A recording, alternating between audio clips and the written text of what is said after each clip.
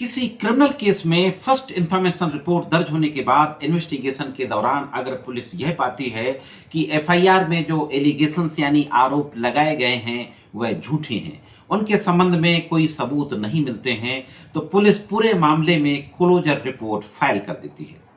Closure report जब police court में दाखिल करती है तो कोर्ट के द्वारा वादी मुकदमा यानी कंप्लेनेंट को, जो व्यक्ति एफआईआर लिखाता है, उस व्यक्ति को नोटिस जारी की जाती है और नोटिस जारी करके उससे ये पूछा जाता है कि आपके मामले में पुलिस ने क्लोजर रिपोर्ट दाखिल कर दी है, आपको अगर कुछ कहना है तो बताएं। अक्सर क्या होता है कि यदि वादी मुकदमा कोर्ट में हाजिर होता है और हाजिर होने के बाद पुलिस द्वारा प्रेषित क्लोजर रिपोर्ट का विरोध करता है तो फिर वादी के द्वारा क्लोजर रिपोर्ट के खिलाफ प्रोटेस्ट पिटीशन दाखिल किया जाता है। प्रोटेस्ट पिटीशन दाखिल होने के बाद मजिस्ट्रेट कभी कभी प्रोटेस्ट पिटीशन को कंप्लेंट केस यानी परवाद मामलों के रूप में भी ट्रीट कर लेते हैं। तो ऐसी स्थिति में प्रोटेस्ट दाखिल करते समय हमें क्या सावधानियां रखनी चाहिए, एक मामला इसी तरीके का अभी इलाहाबाद हाई कोर्ट पहुंचा और इलाहाबाद हाई कोर्ट की एक बेंच ने उसमें बहुत ही महत्वपूर्ण फैसला दिया है। तो दोस्तों, बहुत महत्वपूर्ण जानकारी है, जुड़े रहे आखिरी तक, देखते हैं कि पूरा मामला क्या था। मैं बहुत ही ब्रीफ में आपको केस के फैक्ट बता दूं। यह एक मर्डर का मामला था। 302 में एफआईआर दर्ज होती है। एफआईआर दर्ज होने के बाद इन्वेस्टिगेशन होता है। ड्यूरिंग द इन्वेस्टिगेशन पुलिस ये पाती है कि जो आरोप लगाए गए हैं वो झूठे हैं। सत्यता यह है कि जो व्यक्ति जिसकी हत्या होने की बात कही जा रही है, जिसकी मृत्यु हुई है, वह नशे की हालत में छत से गिर गया था, जिसके कारण उसकी मृत्यु हो गई। लिहाजा पुलिस के द्वारा पूरे मामले में क्लोजर रिपोर्ट दाखिल कर दी जाती है। क्लोजर रिपोर्ट कोर्ट में आने के बाद मजिस्ट्रेट की न्यायालय के द्वारा वादी मुकदमा को नोटिस भेजा जाता है। वादी मुकदमा कोर्ट में हाजिर होता है और क्लोजर रिपोर्ट के खिलाफ प्रोटेस्ट पिटीशन दाखिल करता है।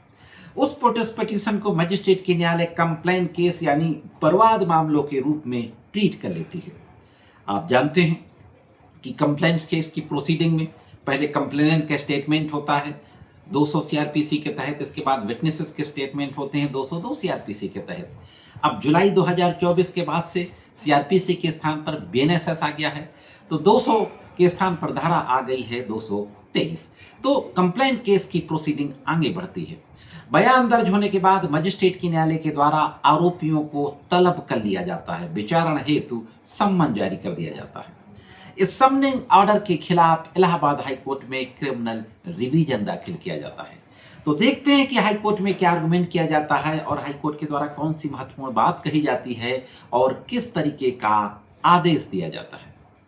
यह जो मामला इलाहाबाद हाई कोर्ट पहुंचा, Lala and others versus state of Uttar Pradesh, case की पूरी डिटेल स्क्रीन पर है। इलाहाबाद हाई कोर्ट के जस्टिस अनिल कुमार एक्स की बेंच के द्वारा इस मामले की सुनवाई की जा रही थी। बेंच ने कुछ चीजों को बहुत ही गंभीरतापूर्वक देखा। बेंच ने कहा कि बहुत सी बातें जो प्रोटेस्ट पिटीशन में नहीं कही गई थी वह बाद में 200 सीआरपीसी और 202 सीआरपीसी के बयानों में आई है।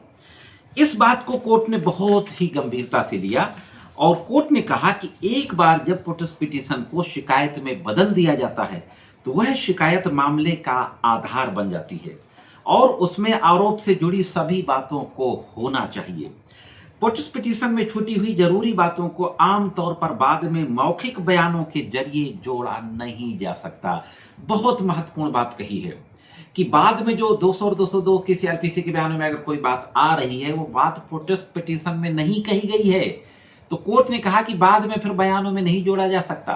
प्रोटेस्ट पिटीशन को अगर एक बार कंप्लेंट के रूप में ट्रीट कर लिया गया तो फिर परवाद हो जाता है और पूरे केस का आधार बन जाता है। जांच के दौरान पहली बार ऐसी बातें सामने लाना मामले में एक बड़ा बदलाव माना जाता है और आरोप की सच्चाई पर गंभीर संदेह पैदा करता है। हालांकि बेंच ने भी माना कि कानून मजिस्ट्रेट को प्रोटेस्ट पिटीशन को शिकायत के तौर पर मानने की इजाजत देता है, यानी प्रोटेस्ट पिटीशन को कंप्लेंट के रूप में ट्रीट करने की परमिशन देता है, ये कोर्ट ने कहा। लेकिन कोर्ट ने चेतावनी दी कि इस अधिकार का इस्तेमाल बहुत सावधानी से किया जाना चाहिए, खासकर हत्या जैसे गंभीर मामलों में। साथियों, जस्टिस अनिल कुमार की बेंच ने यह भी कहा कि किसी भी आपराधिक कार्रवाई का मुख्य मकसद सच का पता लगाना होता है। अगर सच का पता लगाने के लिए वैज्ञानिक, मेडिकल, फॉरेंसिक या हालात से जुड़े सबूतों को शिकायत की जांच का मकसद पूरी आपराधिक जांच की जगह लेना नहीं होता। उन्होंने कहा कि मेडिकल फोरेंसिक के हालात से जुड़े सबूतों की जरूरत हो तो शिकायत की जांच का मकसद पूरी आपराधिक जांच की जगह लेना नहीं होता है। जहां पर यह स्थिति हो कि वहां पर जांच में वैज्ञानिक सबूत आने हो, मेडिकल और फॉरेंसिक सबूत आने हो, सर्कमस्टेंशियल एविडेंसेस आने हो, तो वहां पे जरूरी नहीं है कि कंप्लेंट में प्रोटेस्ट में उन सारी बातों को लिया जाए। इसके अलावा कोर्ट ने इस बात पर भी जोर दिया कि फाइनल रिपोर्ट को शिकायत मामले में बदलना कभी भी सिर्फ एक औपचारिकता नहीं होना चाहिए। मतलब कोर्ट ने कहा कि जहां इन्वेस्टिगेशन की जरूरत है, मेडिकल एविडेंसेस आने हैं, साइंटिफिक एविडेंसेस आने हैं, फॉरेंसिक एविडेंसेस आने हैं, तो वहां पे प्रोटेस्ट पिटीशन के रूप में भी, प्रोटेस्ट पिटीशन को कंप्लेंट के रूप में भी ट्रीट नहीं करना चाहिए, क्योंकि तमाम चीजों को इन्वेस्टिगेशन के दौरान कलेक्ट किया जाएगा, जो कि इन्वेस्टिगेटिंग ऑफिसर के द्वारा कलेक्ट किया जाएगा। ये एक बहुत महत्वपूर्ण बात कही। साथियों, कोर्ट ने एक और बात कही। कोर्ट ने कहा भले ही मजिस्ट्रेट इस बात से संतुष्ट हो कि फाइनल रिपोर्ट को शिकायत मामले में बदलने से न्याय होगा, फिर भी जांच के दौरान मजिस्ट्रेट को सिर्फ तमाशबीन बनकर नहीं रहना चाहिए। हाईकोर्ट ने माना कि जांच के नियमों के तहत सिर्फ यांत्रिक तरीके से बयान दर्ज करने से हमेशा न्याय का मकसद पूरा नहीं होता। बेंच ने कहा कि मजिस्ट्रेट को हर गवाह की सावधानी से जांच करनी चाहिए, बयानों की विश्वसनीयता परखने के लिए सही सवाल पूछने चाहिए और बात बताने में हुई देरी या पहले बयानों में छूटी बातों को बारीकी से जांच करना चाहिए।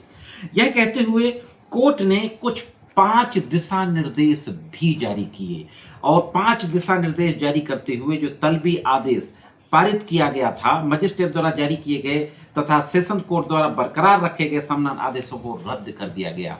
इस मामले में पहले मजिस्ट्रेट के आदेश के खिलाफ सेशन कोर्ट में रिवीजन किया गया था। सेशन कोर्ट के रिवीजन के खिलाफ यह मामला जो है हाई कोर्ट पहुंचा था और हाई कोर्ट ने समनिंग ऑर्डर को रद्द कर दिया। सेशन कोर्ट ने मजिस्ट्रेट के ऑर्डर को कंफर्म कर दिया था।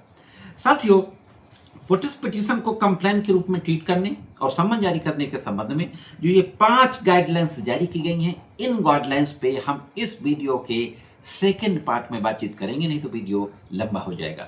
यह थी एक महत्वपूर्ण जानकारी प्रोटेस्ट पिटीशन को कंप्लेंट के रूप में ट्रीट करने के संबंध में। कैसे लगी कमेंट्स करके जरूर बताएं। आज के इस एपिसोड में सिर्फ इतना ही। मिलते हैं किसी अन्य एपिसोड में कानून की जानकारियों के साथ। तब तक महत्वपूर्ण कानूनी जानकारियों के लिए देखते रहें लीगल एंड सोशल एवेयरनेस।